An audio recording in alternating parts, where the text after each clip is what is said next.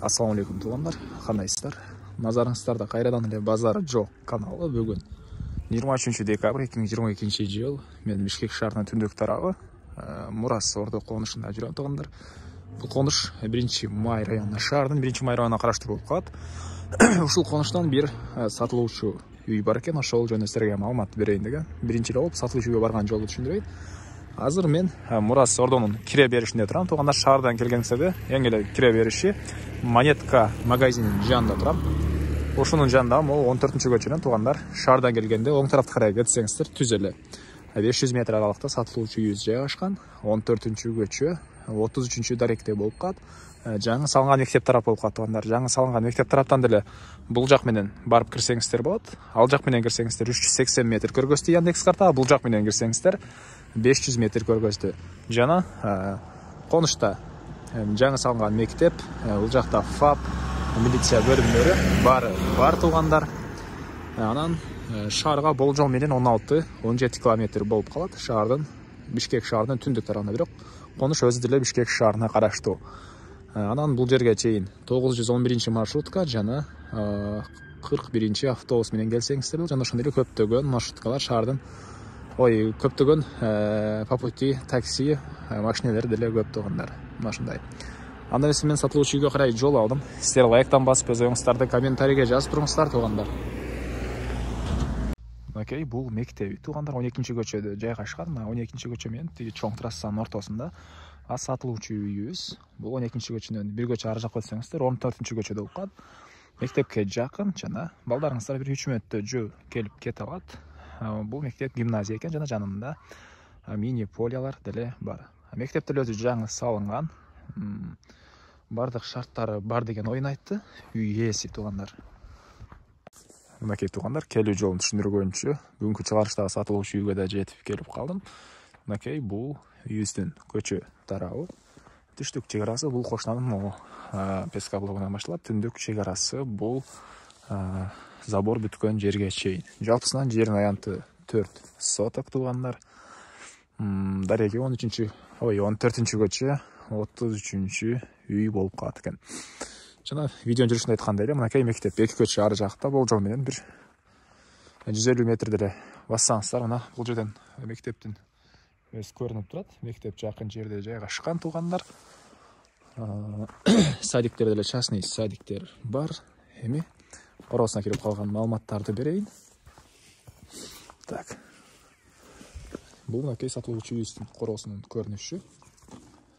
Жердин аянты 4 соток, документтер боюнча техпаспорт бар экен, кызыл китеп бар экен туугандар.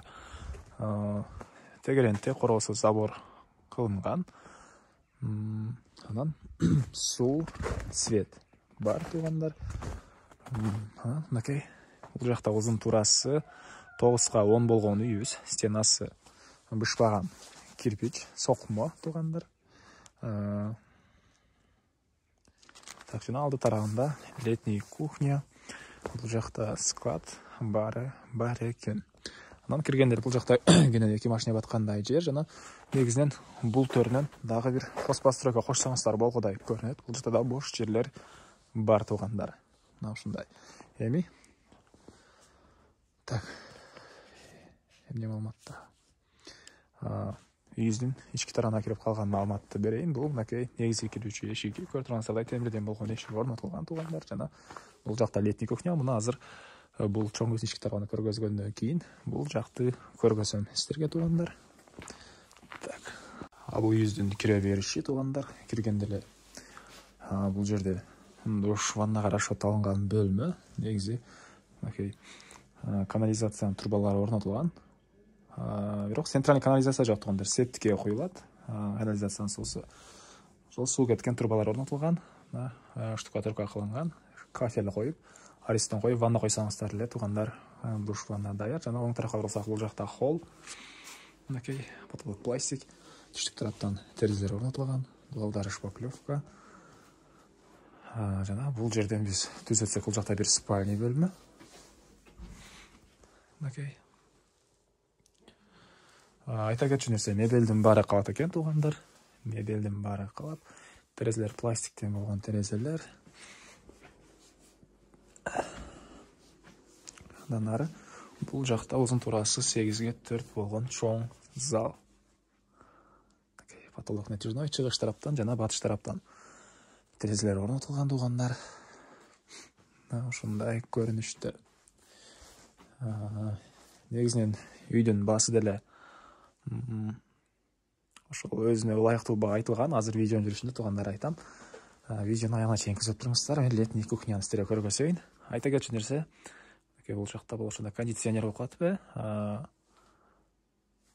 Кыш айларында жылуу деле эме чыгарат окшойт. Мына ушундай эми летний кухняны көргөзөйүн. Мен кайра сатылуучу үйдүн коргосундамын туугандар. Бул жакта жеңил конструкция менен салынган склад. Анан бул жакта летний кухня туугандар. Азыр ички тарабын көргөзөйүн. Стенасы пескабло экен, а үйдүн стенасы сокмо. Так. Мынакей бул летний кухня. Бул жакка деле кээ бир мебелдер калат. Ички тараптан ракайын орнотулуп суу чыгарылган. Эки жерден ракайын орнотулуптур. Литралык стяжка туугандар. Мынакей, мына ушундай көрүнүштө. Так. Эмне маалымат калды айтылбаган? Үйдүн тышкы тарабындагы жатканы үйдүн батыш түштүк бурчунда жайгашкан туугандар. Мына ушундай кээ бир маалыматтар калган болсо ээсинин номери экранда звонок кылып сурап алсаңыздар болот туугандар. Бул үйүбүздүн баасы $27,000 сурап атыптыр үй ээлери. Анан дагы бир аз сүйлөшүү болот. Звонок кылып сүйлөшүп көрүңүздөр.